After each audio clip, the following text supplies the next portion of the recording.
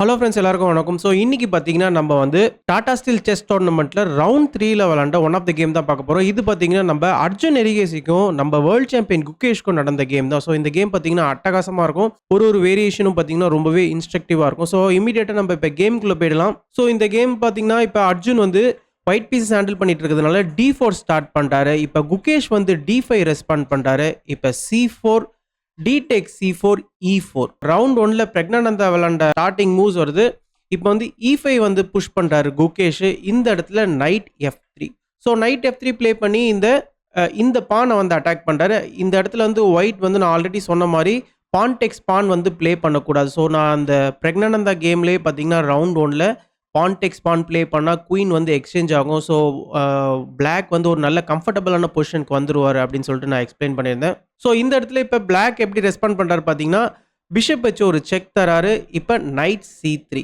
So நைட்டை வச்சு black பண்ணுறாரு. இப்போ சிம்பிளாக நைட் F6 ப்ளே பண்ணுறாரு. ஸோ நைட் F6க்கு அப்புறமா இந்த இடத்துல நைட் எக்ஸ் E5 ப்ளே பண்ணுறாரு. ஸோ நைட் எக்ஸ் E5க்கு அப்புறமா இந்த இடத்துல நீங்கள் நல்லா பார்க்கலாம். உங்களுக்கு வந்து பிளாக் பாயிண்ட் ஆஃப் வியூலேருந்து நைட் எக்ஸ் E4 வந்து ப்ளே பண்ணலாமே அப்படின்னு உங்களுக்கு தோணும். But night X E4 play பண்ணால் ஒயிட்டுக்கு பார்த்தீங்கன்னா ஒரு நல்ல அட்வான்டேஜ் வரும். இந்த ஒரு நைட் எக்ஸ் E4க்கு அப்புறமா பார்த்தீங்கன்னா இந்த நைட் வந்து பின்ல இருக்குது அப்படின்னு சொல்லிட்டு பிளாக் வந்து ப்ளே பண்ணுறாருன்னு வச்சுக்கோங்களேன். சிம்பிளாக ஒயிட் வந்து பிஷப் டெக்ஸ் C4 ப்ளே பண்ணிக்கலாம். ஸோ பிஷப் டெக்ஸ் C4 மூலிமா இந்த இடத்துல 2 வேரியேஷன் இருக்குது. ஒன்று பிளாக் வந்து நைட் எக்ஸ் நைட் வந்து ப்ளே பண்ணலாம். இன்னொன்று பிளாக் வந்து கேசல் பண்ணலாம். ஸோ பிளாக் எது பண்ணாலுமே இது ஒயிட்டுக்கு தான் பார்த்தீங்கன்னா பெரிய அட்வான்டேஜாக வந்து முடியும். ஃபஸ்ட்டு நைட் டெக்ஸ் நைட் வந்து பிளாக் ப்ளே பண்ணுறாருன்னு வச்சுக்கோங்களேன். இந்த இடத்துல சிம்பிளாக பிஷப் டெக்ஸ் F7 செக் வரும். ஸோ பிஷப் டெக்ஸ் F7 செக்குக்கு அப்புறமா நீங்கள் கிங்கை F8க்கு மூவ் பண்ணுற மாதிரி வரும். இந்த இடத்துல இப்போ சிம்பிளாக என்ன ஆகும்னா B டெக்ஸ் C3 இந்த நைட்டை நம்ம டேக் பண்ணுறோம். இப்போ இந்த இடத்துல பாருங்கள் சென்ட்ரலில் வந்து நல்ல ஸ்ட்ராங்கான பான் இருக்குது. இந்த பானை உடைக்கணும்னு நினச்சி இந்த பானை வந்து டேக் பண்ணுறாருன்னு வச்சுக்கோங்களேன். இப்போ ரூக்குக்கும் அட்டாக்கு இந்த இடத்துல செக்கும் வருதுன்னா சிம்பிளாக நம்ம வந்து கிங்கை F1க்கு மூவ் பண்ணிக்கலாம். ஸோ கிங்கை F1க்கு மூவ் பண்ணதுக்கப்புறமா பாருங்கள் இந்த இடத்துல பிளாக்குடைய கிங் வந்து ரொம்பவே எக்ஸ்போஸ்டாக இருக்கார். அண்ட் அது மட்டும் இல்லை இந்த ஒரு பர்டிகுலர் பொசிஷனில் பார்த்தீங்கன்னா பிளாக்குக்கு வந்து பெருசாக எந்த ஒரு ஆப்ஷனுமே கிடையாது. இந்த இடத்துல சப்போஸ் பிளாக் வந்து இந்த ரூக்கை டேக் பண்ணுறாருன்னு வச்சுக்கோங்களேன். சிம்பிளாக பிஷப் A3 ப்ளே பண்ணிக்கலாம். ஸோ பிஷப் A3 மூலிமா நீங்கள் நல்லா பாருங்கள் கிங்குக்கு இங்கே ஒரு அட்டாக்கு ப்ளஸ் கிங்குக்கு பார்த்தீங்கன்னா ஆல்ரெடி இந்த 2 ஸ்கொயர்லேயும் பார்த்தீங்கன்னா இந்த லைட் ஸ்கொயர் பிஷப் வந்து அட்டாக் பண்ணிட்டு இருக்காரு. நைட் வந்து சூப்பராக கார்ட் பண்ணிட்டு இருக்காரு. நீங்கள் குயினை தான் வச்சு இதை கவர் பண்ணுற மாதிரி வரும். ஸோ நீங்கள் குயினே வந்து விட்டு கொடுக்குற மாதிரி ஆகிடும். ஓகேங்களா? ஸோ இந்த ஒரு ரீசனால இந்த ஒரு பர்டிகுலர் பொசிஷனில் பிளாக்கால் இந்த ரூக்கெல்லாம் டேக் பண்ண முடியாது. சப்போஸ் அவர் குயின் டெக்ஸ் பான் டேக் பண்ணாலுமே பார்த்தீங்கன்னா இந்த இடத்துல வந்து ஒயிட்டுக்கு mate in 4 bishop A3 check வரும். ஸோ பிஷப் A3 செக்கு அப்புறமா இந்த இடத்துல நீங்கள் சப்போஸ் உங்களுடைய இந்த பிஷப் வச்சு பிளாக் பண்ணிட்டீங்கன்னு வச்சுக்கோங்களேன். திருப்பி பார்த்தீங்கன்னா பிஷப் டெக்ஸ் B4 செக் வரும். திருப்பி நீங்கள் வந்து இந்த இடத்துல C5 ப்ளே பண்ணுற மாதிரி வரும். C5 ப்ளே பண்ணதுக்கப்புறமா திருப்பி பிஷப் டெக்ஸ் C5 செக் வரும். இந்த இடத்துல நீங்கள் வந்து குயினை வச்சு தான் டேக் பண்ணி ஆகணும். வேறு வழியே கிடையாது.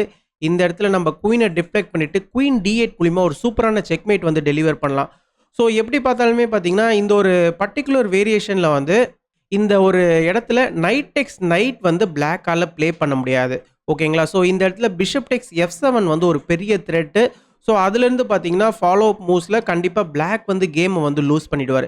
ஸோ இன்ஸ்டட் இந்த ஒரு பர்டிகுலர் பொசிஷனில் இந்த இடத்துல பிளாக் வந்து கேசல் பண்ணிக்கிறாருன்னு வச்சுக்கோங்களேன். இந்த இடத்துல ஒயிட்டும் சிம்பிளாக கேசல் பண்ணிக்கலாம். ஸோ ஒயிட் கேசல் பண்ணதுக்கப்புறமா இப்போ பிளாக் பக்கம் வந்து பால் தூக்கி போகிறாரு. இப்போ பிளாக் வந்து என்ன ப்ளே பண்ணுறாரு அப்படின்னு சொல்லிட்டு ஒயிட் வந்து வேடிக்கை பார்க்கலாம். ஏன்னா இந்த இடத்துல பிளாக்குக்கு பெருசாக எந்த ஒரு மூவ்ஸுமே கிடையாது. ஏன்னா பிளாக்குக்கு வந்து இந்த ஒரு நைட் வந்து ஹேங்கிங்கில் இருக்குது. சப்போஸ் இந்த இடத்துலையும் நைட் டெக்ஸ் நைட் வந்து ப்ளே பண்ணார்னா நம்ம வந்து B டெக்ஸ் C3 ப்ளே பண்ணிக்கலாம்.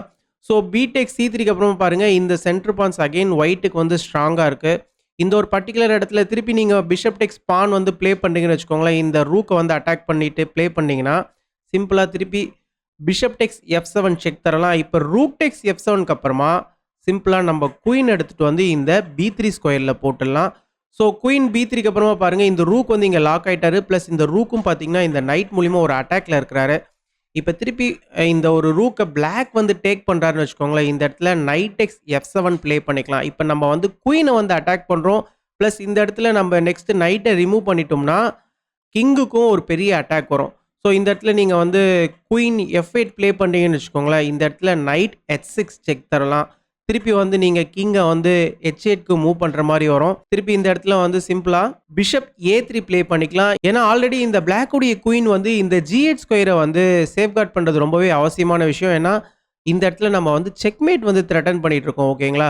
ஸோ இந்த இடத்துல கொஞ்சம் மிஸ் ஆனாலுமே பிளாக் வந்து செக்மேட் ஆயிடுவாரு. ஸோ இந்த ஒரு ப்ரெஷரை கண்டிப்பா பிளாக்கால தாங்க முடியாது. ஓகேங்களா? ஸோ எனிவே இந்த ஒரு பர்ட்டிகுலர் பொசிஷன்லயும் பார்த்தீங்கன்னா இவ்வளோ ஒரு வேரியேஷன்ஸ் இருக்கு.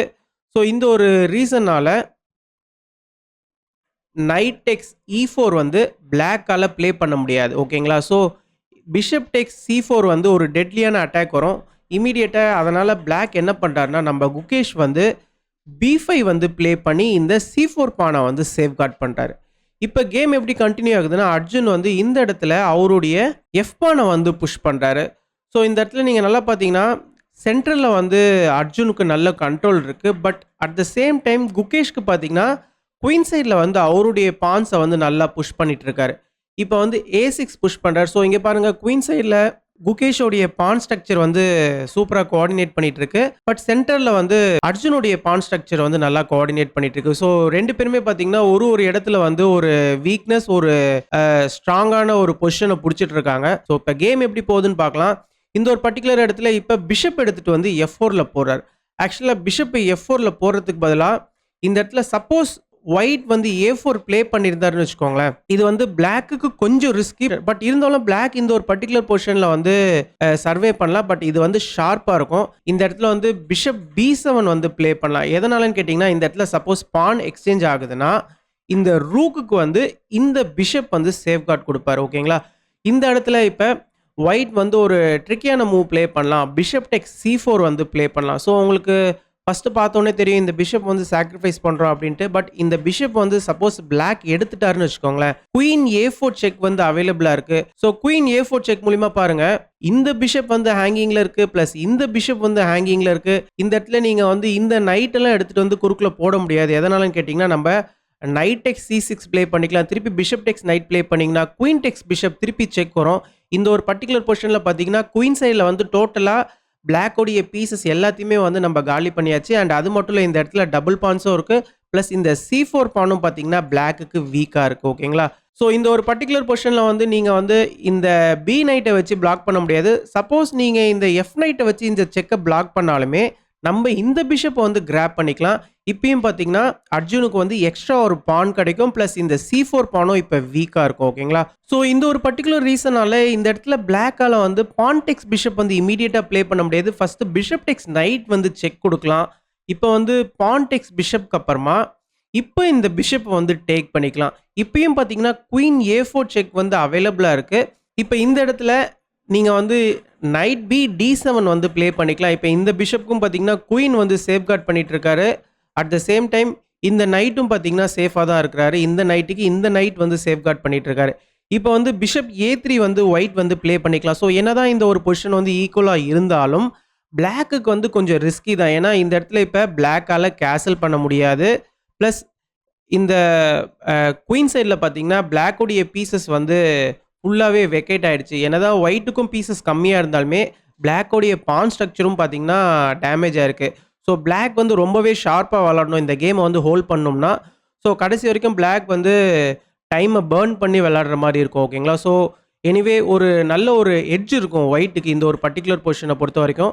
பட் இந்த ஒரு வேரியேஷனுக்குள்ளே வந்து போகலை அர்ஜுன் வந்து. ஸோ இந்த ஒரு இடத்துல அர்ஜுன் என்ன பண்ணியிருக்கிறாருன்னா, இந்த பானை புஷ் பண்ணுறதுக்கு பதிலாக பிஷப் எடுத்துகிட்டு வந்து இந்த F4ல போட்டிருக்காரு. பிஷப் F4 ப்ளே பண்ணுறாரு. ஸோ பிஷப் F4க்கு அப்புறமா இப்போ குகேஷ் வந்து கேசல் பண்ணுறாரு. இந்த இடத்துல இப்போ bishop E2. So last minor பீஸை அர்ஜுன் வந்து டெவலப் பண்ணுறாரு.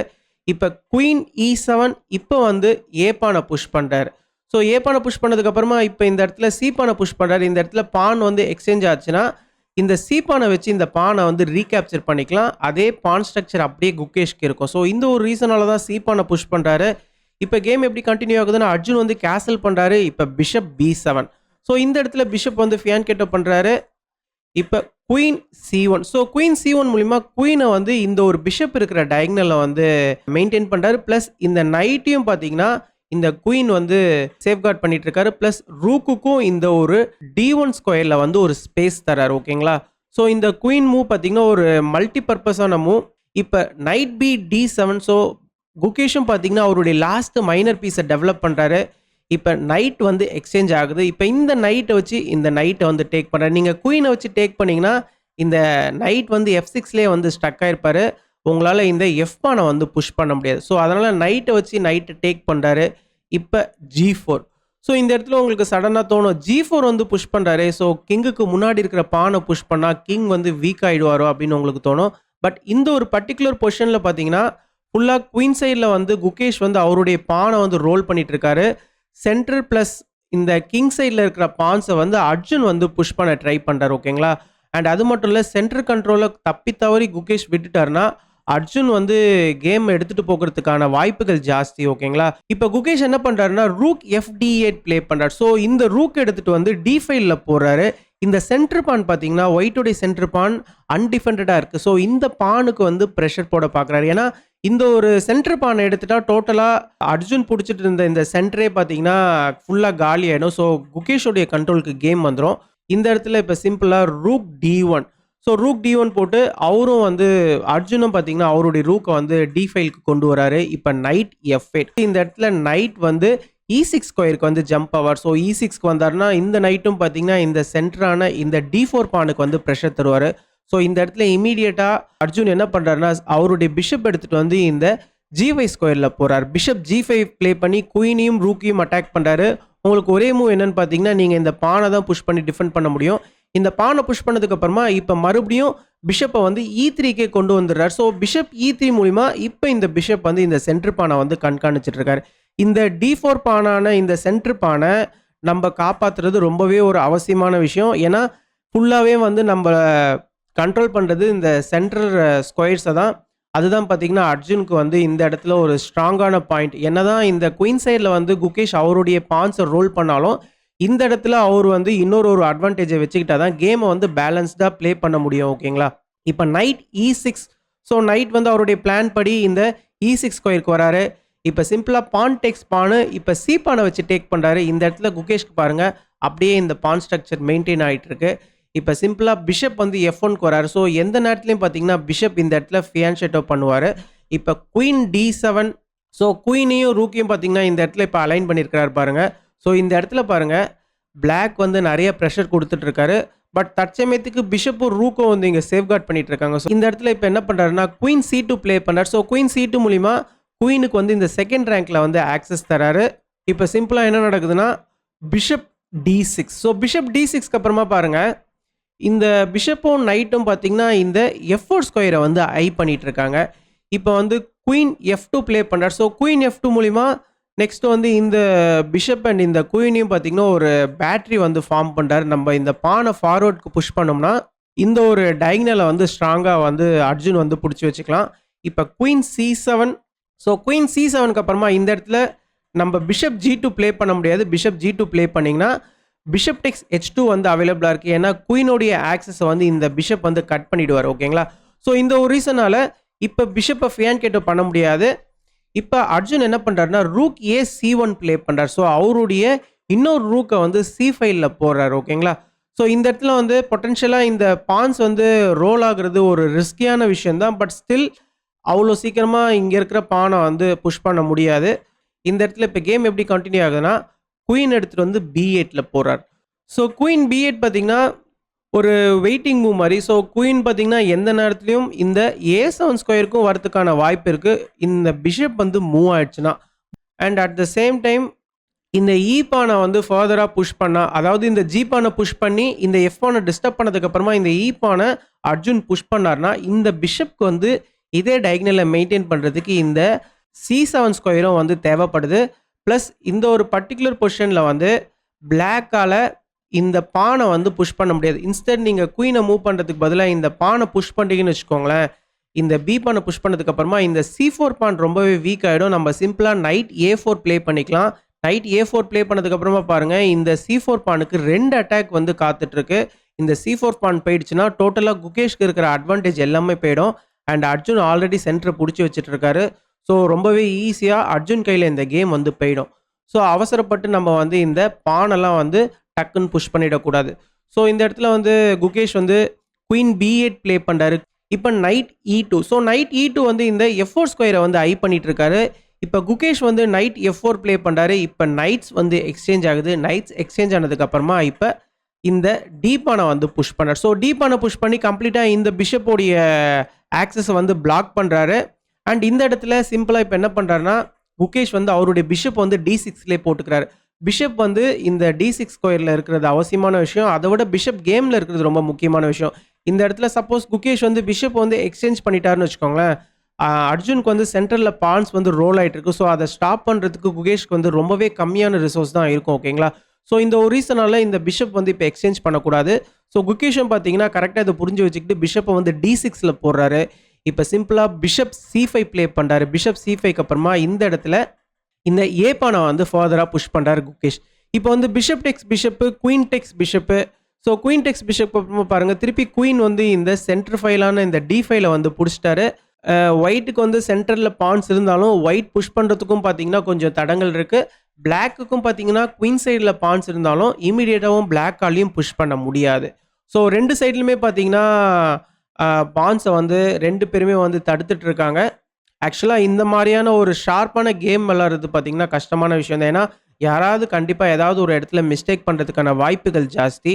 ஸோ இவங்க ரெண்டு பேரும் கேமை எப்படி கொண்டு போகிறாங்கன்றதை பார்க்கலாம். இப்போ F4 புஷ் பண்ணுறாரு. ஸோ இப்போ F4 புஷ் பண்ணதுக்கப்புறமா பாருங்கள், இந்த இடத்துல இந்த பான்ஸ் எல்லாம் வந்து ரோல் பண்ணிட்டு இருக்காரு அர்ஜுனு. இப்போ வந்து ஃபர்தராக A4 வந்து ப்ளே பண்ணுறாரு. ஸோ A4 ப்ளே பண்ணதுக்கப்புறமா பாருங்கள், இப்போ ஆல்மோஸ்ட் குயின் சைடில் இருக்கிற பான்ஸ் எல்லாம் பார்த்தீங்கன்னா பாதி போர்டு கிட்ட கொண்டு வந்துட்டார் குகேஷ். இந்த இடத்துல இப்போ ரூக் C3. ஸோ ரூக்கை வந்து C3க்கு கொண்டு வந்துட்டாரு. நெக்ஸ்ட் ரூக்கை வந்து நமக்கு தேவைப்பட்டால் இந்த A3 ஸ்கொயர்லேயும் போட்டுக்கலாம், ப்ளஸ் ரூக் தேவைப்பட்டால் இந்த G3 ஸ்கொயர்லேயும் போட்டுக்கலாம். நம்ம இந்த பானை வந்து புஷ் பண்ணுறதுக்கு இது ஹெல்ப்ஃபுல்லாக இருக்கும். ஸோ இந்த இடத்துல இப்போ ரூக் C3க்கு அப்புறமா இப்போ rook E8. So rook E8 மூலிமா இந்த பானை வந்து அட்டாக் பண்ணுறாரு. இப்போ வந்து பிஷப்பை ஃபியான்கேட்டோ பண்ணுறது ரொம்பவே முக்கியமான விஷயம். ஏன்னா இந்த பிஷப் இப்போ இந்த சென்டர் பானை வந்து சேஃப்கார்ட் பண்ணிட்டு இருக்காரு. ஓகேங்களா? இப்போ ரூக் AC8 ப்ளே பண்ணுறாரு. ஸோ இந்த ஒரு இடத்துல இன்னொரு இன்ட்ரெஸ்டிங்கான பொசிஷன் இருக்குது.